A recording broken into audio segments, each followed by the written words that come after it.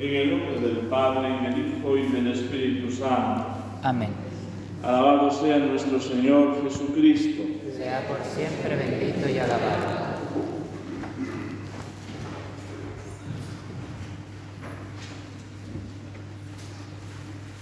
Queridos hermanos, sed bienvenidos en el Día del Señor a esta conmemoración mensual que tenemos en honor al Padre Pío de Pietrelcina, sabiendo que él fue un testigo privilegiado del amor de Dios y por tanto queriendo aprender también de su mano el camino de la santidad, creciendo cada día en el amor al Señor y el amor al prójimo. Verdaderamente Dios, que es amor, nos ha creado por amor y nos ha creado para amar. Esta es la ciencia mayor de nuestra religión, que podríamos decir es la religión del amor, la religión de la caridad, porque Dios mismo es caridad. Y nosotros solamente podemos llegar a descubrir este misterio del amor divino si lo hacemos desde la indigencia y desde la confianza, que es a lo que nos invita precisamente en el introito de esta misa, el Salmo 26. A ir a Dios con un ruego humilde, con una sencilla plegaria del corazón que busca, porque tiene sed de infinito, sed de plenitud, y que solamente puede encontrar quien apague esa sed en Dios nuestro Señor. El tema de este día, como queda patente en la oración colecta, en la epístola y en el Santo Evangelio, es el amor. Precisamente porque venimos de la gran fiesta de Pentecostés, que es toda esta itinerancia de los domingos durante el año, que en su mismo título nos están evocando aquel día que supuso el impulso para la misión de la Iglesia, con la asistencia del Espíritu Santo Consolador, que es el Espíritu del amor. Y por eso nosotros que estamos llamados a cumplir el mandamiento del Señor, de amar a Dios y de amar al prójimo, necesitamos verdaderamente este impulso del Espíritu para crecer cada día en la caridad, porque en definitiva nuestra meta es vivir inmersos en el misterio de la caridad, que es la eternidad. Y así la oración colecta de este día pone de manifiesto cómo Dios, por amor, nos ha preparado unos dones invisibles. Y solamente podremos alcanzar estos dones invisibles si ejercitamos este mismo amor, si correspondemos al misterio del amor de Dios. La epístola del apóstol San Pedro rompe esa continuidad que habíamos comenzado de las epístolas paulinas y viene precisamente a centrarse también en este tema del amor. No deja de ser llamativo como precisamente en las cartas apostólicas descubrimos la importancia de la transmisión del mensaje del amor cristiano. El mismo apóstol que fue cuestionado 3 veces por el Señor: Pedro, ¿me amas más que a estos?, se convierte hoy en heraldo del amor de Dios. El apóstol San Pablo, que no conoció al Señor en su vida terrenal, después de ese encuentro personal con el amor mismo, con Jesucristo en aquel camino de Damasco, que le cambió su vida por completo de ser un perseguidor de cristianos a ser hacedor de cristianos, llevando la llama de la fe, la verdad del Evangelio, nos dejó en la Epístola a los Corintios la carta magna del amor. Y no digamos San Juan, que reclinó su cabeza sobre ese horno ardiente de caridad que es el corazón de Jesucristo, nos habla con unos acentos de ternura, de belleza, de candor, del amor de Dios en sus cartas. Pues nos dice hoy el apóstol que hemos de tener un mismo pensar y un mismo sentir. Es decir, que el cimiento de nuestras comunidades cristianas ha de ser la práctica de la caridad. Vencer todo lo que suponga rencillas, divisiones, obstáculos y dificultades para crecer en lo único que es verdaderamente necesario e importante a los ojos de Dios. Y para eso tenemos que adentrarnos siempre en la senda de la humildad, porque es la llave, es la puerta por la que podemos avanzar por las demás virtudes. Y si no vivimos en humildad, no podremos sacar verdaderamente el provecho del amor de Dios que recibimos por la acción del Espíritu Santo, ni podremos ser consecuentes precisamente con ese amor, sabiendo transmitirlo a los demás. El apóstol nos insiste en vencer todo aquello que dificulta esta vivencia del amor. Precisamente porque encontramos dificultades, porque se convierte en un reto para nosotros vivir el mandamiento del Señor, practicar la caridad.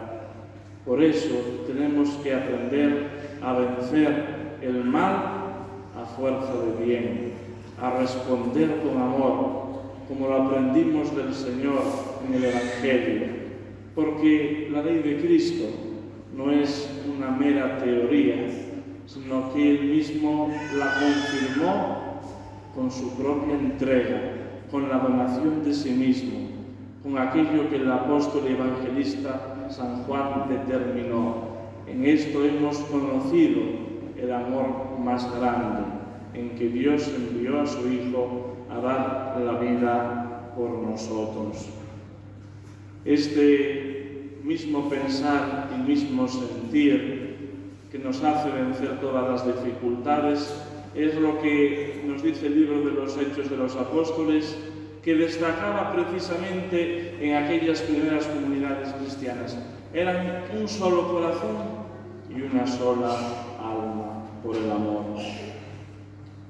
Verdaderamente, si lo pensamos bien, es esta una lógica extraña, contraria a lo que tantas veces nos pide el cuerpo y no pocas nos pide la razón. Y sin embargo, por la fe, estamos llamados a ejercitar el amor. Nuestro Señor Jesucristo se presenta en el Santo Evangelio como el supremo y definitivo legislador. Sabemos que esto suscitaba una problemática que el mismo apóstol San Pablo después tendrá que señalar en algunas de sus epístolas. Había esa controversia, especialmente ante los escribas, ante los letrados, los expertos en la ley, del cumplimiento que las propuestas de Jesús suponían conforme a los preceptos dados por Dios a Moisés. Por un lado tenemos el ejemplo de Jesucristo. Él cumplió fielmente la ley. Desde los comienzos de su vida en la tierra, vemos cómo es fiel a las costumbres de su pueblo, cómo es circuncidado en el templo, cómo es presentado a los 40 días de su nacimiento, cómo acude como todo judío piadoso a las fiestas principales en Jerusalén. Jesús aparece siempre como un judío celoso del cumplimiento de la ley.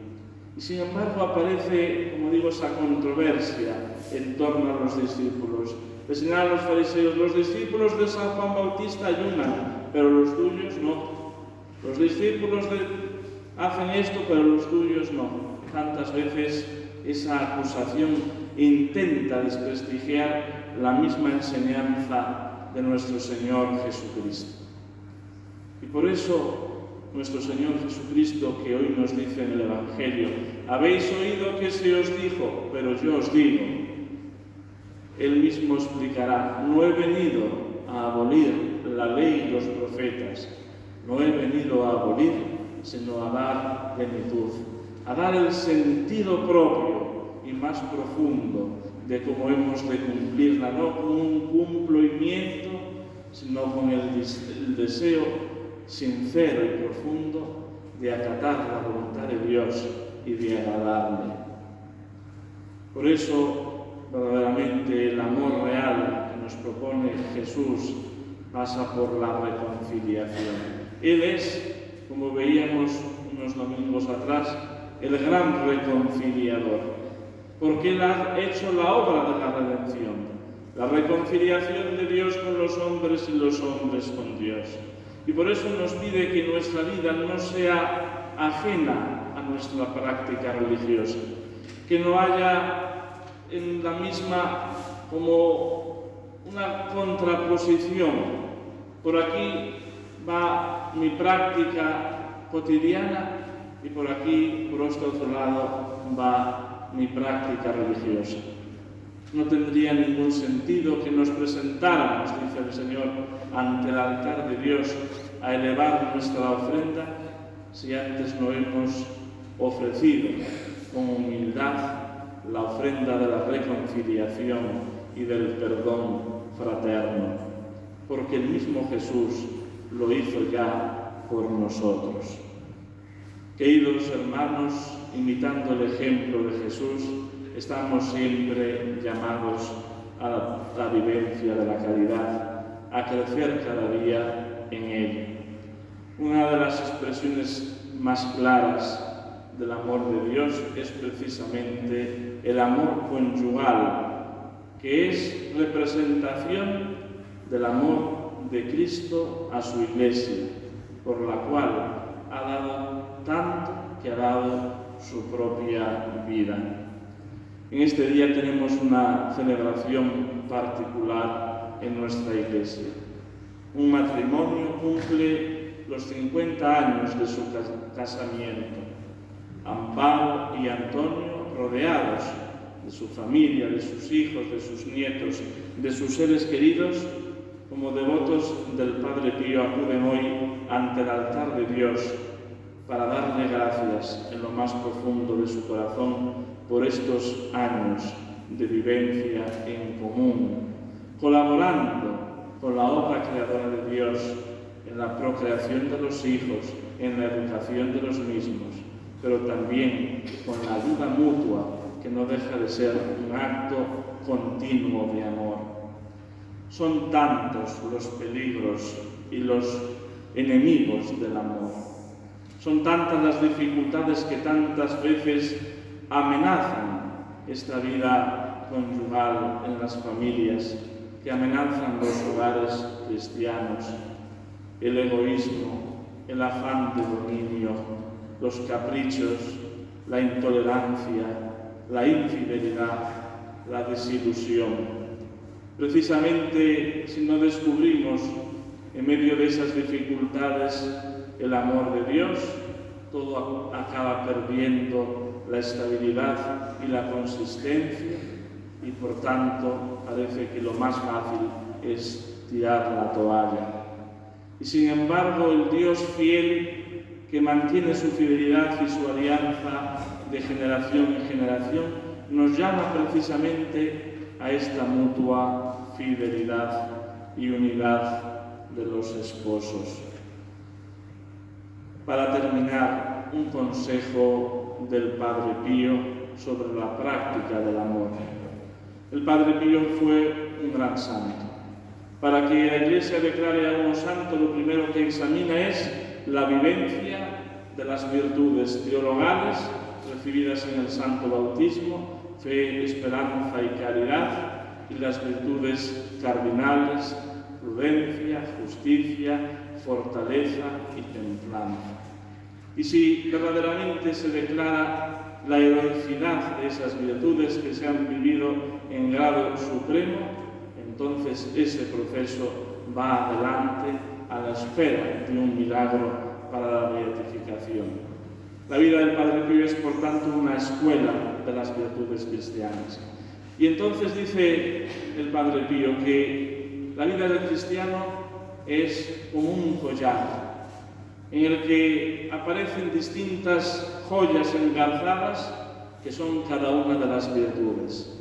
Pero hay una cadena que las une a todas, una cadena preciosa de oro que es la caridad, que es el amor. No entenderíamos bien esa pieza, perdería su encaje, su integridad, si faltara esa cadena que las ensambla a todas. Pues que perseveremos en la práctica de las virtudes cristianas, que es en definitiva el camino de la santidad, uniendo bien estas virtudes en la caridad, en el amor a Dios y el amor al prójimo. En el nombre del Padre, y del Hijo, y del Espíritu Santo. Amén.